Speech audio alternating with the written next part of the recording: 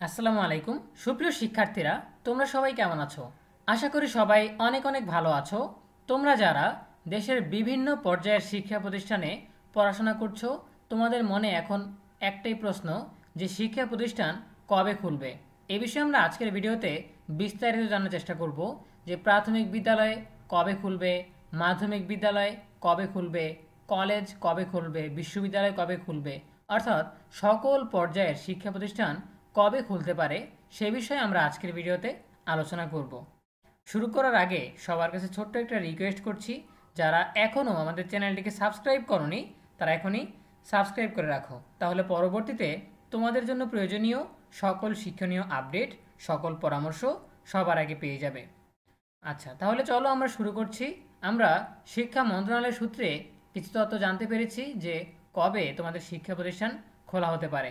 এখানে তোমরা ডেইলি ক্যাম্পাসের সংবাদের কিছু অংশ দেখতে পাচ্ছ, যে সূত্র থেকে আমরা এই তথ্য পেয়েছি। সূত্র জানায়, আইন শৃঙ্খলা পরিস্থিতি নিয়ে জেলা প্রশাসকদের পাঠানো প্রতিবেদন সভায় বিশ্লেষণ করা হয়। প্রতিবেদনে উঠে আসে ঢাকা, নরসিংদী, নারায়ণগঞ্জ ও গাজীপুর বাদে অন্য সব জেলার পরিস্থিতি প্রায় স্বাভাবিক। সভায় সিদ্ধান্ত হয় এই 4 জেলা ছাড়া বাকি জেলাগুলোর শিক্ষা প্রতিষ্ঠান ধীরে ধীরে খুলে দেওয়া হবে। প্রথমেই খুলে দেওয়া হবে প্রাথমিক বিদ্যালয়। সব ঠিক থাকলে আগামী রোববার থেকে শিক্ষা প্রতিষ্ঠান পর্যায়ক্রমে খুলে দেওয়া হবে। সো এখানে যে বিষয়টা বোঝানো হয়েছে, প্রথমেই শর্ত দেওয়া হয়েছে যে এই যে ঢাকা, নরসিংদী, নারায়ণগঞ্জ ও গাজীপুর, এই 4টা জেলায় আপাতত শিক্ষা প্রতিষ্ঠান বন্ধ থাকবে। বাকি জেলাগুলোতে শিক্ষা প্রতিষ্ঠান ধীরে ধীরে খুলে দেওয়া হবে। প্রথমেই খুলে দেওয়া হবে প্রাথমিক বিদ্যালয়। সব ঠিক থাকলে আগামী রবিবার থেকে শিক্ষা প্রতিষ্ঠান পর্যায়ক্রমে খুলে দেওয়া হবে, অর্থাৎ রবিবার থেকে প্রাথমিক পর্যায়ের শিক্ষা প্রতিষ্ঠানগুলো খুলে দেওয়া হবে। এরপর থেকে পর্যবেক্ষণ করা হবে যে কোনো ধরনের সমস্যা হচ্ছে কিনা। যদি সমস্যা না হয় তাহলে ধীরে ধীরে মাধ্যমিক বিদ্যালয় খুলে দেওয়া হবে, তারপর ধীরে ধীরে কলেজ খুলে দেওয়া হবে, তারপর পর্যায়ক্রমে বিশ্ববিদ্যালয় খুলে দেওয়া হবে।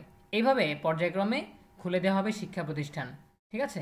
তো আশা করি তোমরা বুঝতে পেরেছো যে কিভাবে প্ল্যানিংটা করা হচ্ছে। ঠিক আছে? শিক্ষা প্রতিষ্ঠান কবে খুলতে পারে এ বিষয়ে তোমরা যৌক্তিক এবং নিশ্চিত একটা ধারণা পেয়েছো। ঠিক আছে?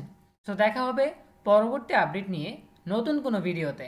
সেই পর্যন্ত সবাই ভালো থাকো, সুস্থ থাকো, নিরাপদে থাকো। তোমাদের সকলের জন্য রইল অনেক অনেক শুভকামনা। ধন্যবাদ সবাইকে।